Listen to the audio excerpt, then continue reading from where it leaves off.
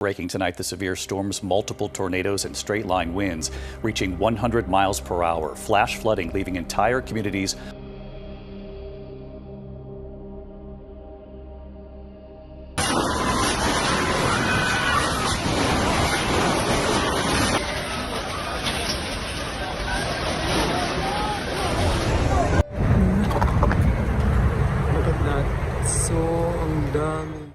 America is being shaken by events few could have imagined.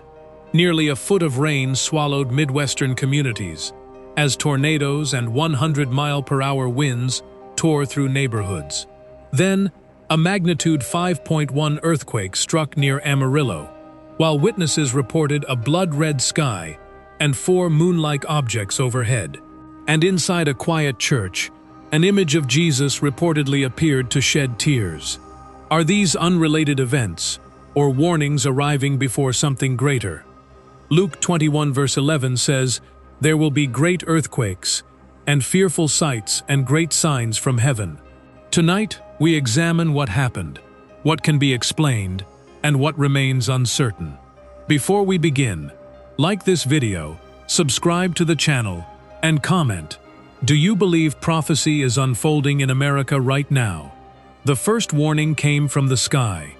Tornado sirens screamed across Indiana, Chicago, and surrounding Midwestern communities as blinding rain erased the roads and terrified families rushed toward shelter. Multiple tornadoes tore through neighborhoods, while straight-line winds approaching 100 miles per hour uprooted trees, damaged buildings, and sent debris flying through the darkness. Then the water began to rise. Nearly 1 foot of rain overwhelmed rivers and drainage systems, transforming streets into violent currents. Vehicles floated helplessly, colliding with debris as families escaped carrying only a few belongings. One man reportedly clung desperately to a utility pole while floodwater pulled at his body. Rescue crews tried to reach him, but submerged roads, fallen power lines, and continuing rain turned every rescue into a dangerous struggle.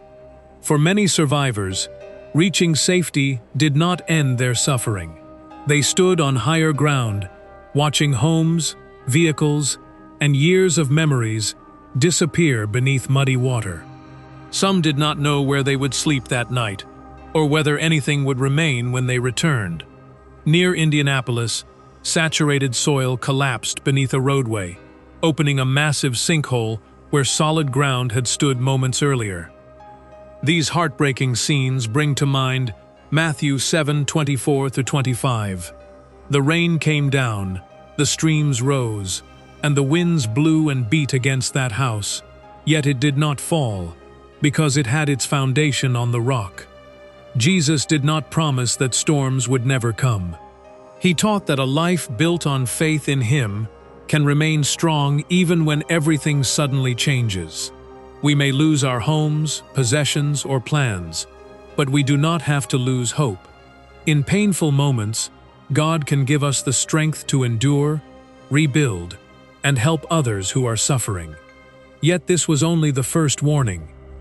Farther south, another force was preparing to move beneath the ground. A magnitude 5.1 earthquake struck near Amarillo, shaking communities across Texas, Oklahoma, and surrounding areas. Floors moved, windows rattled, and objects crashed from shelves as frightened residents rushed outside, fearing that a stronger tremor might follow. The earthquake lasted only moments, but it exposed damage hidden beneath the surface.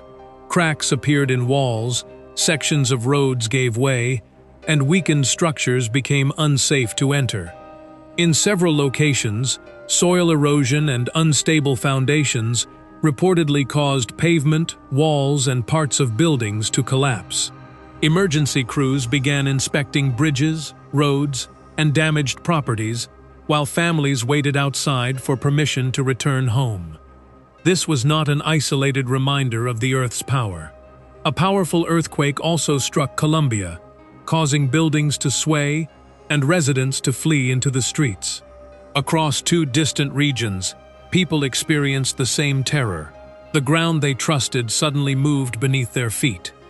Scientists explained that erosion, groundwater changes, and weakened foundations can create hidden spaces below roads and buildings. Earthquake movement may expose damage that has developed silently over many years. These events bring to mind Luke 21 verse 11. There will be great earthquakes, famines and pestilences in various places, and fearful events, and great signs from heaven. Jesus gave this warning, not to fill our hearts with fear, but to keep us spiritually awake. When others are suffering, we are called to trust God, show compassion, and stand beside those who have lost their sense of safety. Please join us in praying for every family affected by these earthquakes. Write, "Lord, protect them," in the comments below, as your prayer for everyone affected. Before the earthquake, witnesses reportedly saw a frightening change in the sky. The horizon turned blood red, while 4 bright objects resembling moons appeared above the region. Residents stopped, recorded the scene, and watched in fear. Moments later, the ground began to shake. Buildings trembled, windows rattled, and people rushed outside, only to find the 4 strange lights still glowing overhead. With the earth moving below and the red sky above, many felt trapped between 2 warnings they could not understand. The 4 objects may have been caused by moonlight passing through ice crystals in high clouds, creating several reflections around the real moon. Dust, smoke, and atmospheric particles could also have produced the red color. Yet their appearance so close to the earthquake left witnesses deeply unsettled. These scenes bring to mind Acts 2:19-20. I will show wonders in the heavens above and signs on the earth below. The sun will be turned to darkness and the moon to blood. The message is not simply to stare at the sky in fear. It is to wake up, examine our lives, and remember how quickly everything can change. The ground we trust can move, and the familiar sky can suddenly appear terrifying. But while people were still asking what the red sky meant, another danger was quietly spreading across American farmland. After extreme heat and heavy rain, swarms of locusts began multiplying and threatening the crops that millions of families depend upon. Fields that appeared healthy could soon be covered by countless insects consuming leaves, young plants, and livestock feed. The weather created ideal breeding conditions. Heat accelerated their development, while rain produced fresh vegetation and abundant food. With more insects surviving, farmers now fear that local outbreaks could expand and destroy crops before harvest. For farming families, this is more than an invasion of insects. It threatens months of labor, money invested in seed and equipment, and the income they need to survive. A damaged harvest can leave farmers unable to pay debts or prepare for the next season. The effects may then reach supermarkets, where lower supplies could push food prices even higher. Many families are already struggling to afford groceries, fuel, electricity, and housing. If crops are lost, those with the least will suffer first. Parents may be forced to choose cheaper meals, while food banks face greater pressure from people seeking help. This growing threat brings to mind Joel 1:4. What the locust swarm has left, the great locusts have eaten. What the great locusts have left, the young locusts have eaten. A small creature may seem harmless, but multiplied across thousands of fields, it can threaten the food supply of entire communities. These events remind us not to take our daily bread for granted. Pray for the farmers protecting their crops, and for families already struggling to place food on the table. But as fear spread across the fields, a quieter and more sorrowful sign reportedly appeared inside a church, where an image of Jesus seemed to begin weeping. There were no sirens inside the church, no violent winds, shaking walls, or rushing water. Only bowed heads and quiet voices, as believers gathered to pray for a nation facing disaster after disaster. Then someone near the front noticed moisture on the face of an image of Jesus. A thin line appeared beneath one eye, and slowly moved downward like a tear. The room fell silent. Some people approached carefully, while others remained in their seats and began to cry. To them, it felt as though the sorrow outside the church had entered the sanctuary. Was the moisture caused by humidity, condensation, or material inside the image? Or had the worshippers witnessed something beyond explanation? For those present, the most important question was not how the tear appeared, but what it seemed to represent. John 11:35 gives us two powerful words. Jesus wept. Christ wept beside the grieving, showing that he is not distant from human pain.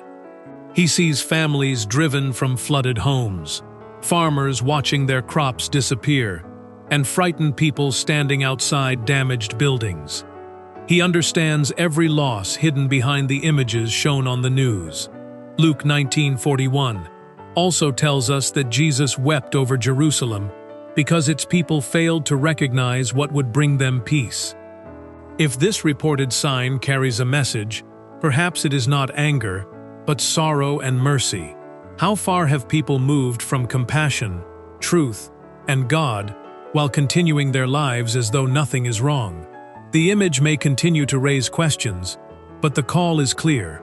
Return to God, pray for those suffering, forgive one another, and do not ignore the pain around us. Yet while tears appeared inside the church, another mystery was reportedly uncovered inside the mountains of Appalachia. After a minor earthquake opened a narrow crack in a remote mountainside, explorers allegedly entered a vast chamber that appeared to have remained sealed for generations. Their flashlights revealed rows of enormous stone slabs standing upright like books on shelves. Strange symbols and repeated patterns covered their surfaces, while narrow passages extended deeper into the mountain. The walls appeared unusually smooth, and even footsteps seemed to disappear into the heavy silence. It looked less like a natural cavern and more like an underground archive whose history had been written in stone. Who placed the slabs there? What did the markings mean? And why had the chamber remained hidden for so long? No authenticated inscriptions, archaeological examination, or reliable dating have yet established the origin of this rumored discovery. The formations could have resulted from natural geological processes, historic mining, or human carving. Yet the image of an unknown library emerging after the earth shook captured worldwide attention. It brings to mind Luke 8:17, "For there is nothing hidden that will not be disclosed, and nothing concealed that will not be known or brought out into the open." The chamber raises a deeper question for our generation. If our history were carved into stone, what would it record? Our knowledge and achievements, or our pride, division, and failure to care for one another? Hidden things do not remain buried forever, whether beneath mountains or within the human heart. Perhaps the greatest warning is not found in what happened around us, but in what these moments reveal within us. When life feels secure, it is easy to delay prayer, hold on to anger, ignore another person's pain, and live as though we have unlimited time. But uncertainty reminds us that every day is a gift. Psalm 90:12 says, "Teach us to number our days, that we may gain a heart of wisdom." Numbering our days does not mean living in fear. It means using the time we have to love our families, forgive those who hurt us, seek God sincerely, and repair what has been broken before the opportunity passes. Jesus also said in Mark 13:33, "Be on guard, be alert. You do not know when that time will come." Being alert is not staring at every unusual image and immediately expecting destruction. It is keeping our hearts ready. It is refusing to let comfort make us spiritually asleep. And when others suffer, faith must become more than words. In Matthew 25:40, Jesus said, "Whatever you did for one of the least of these brothers and sisters of mine, you did for me." Every frightened family, exhausted responder, struggling farmer, and displaced neighbor deserves compassion. Sometimes the most meaningful prayer is followed by a meal, a donation, a safe place to stay, or a hand reaching into someone's darkest moment. We may not understand every event, and we should never spread fear without truth. But we can choose how we respond. Let uncertainty make us humbler, not colder. Let suffering bring us closer, not divide us. And let every warning remind us to return to God while there is still time to love, serve, forgive, and change. Thank you for watching until the end. If this message touched your heart, please like the video, comment "God awaken us," and subscribe to the channel.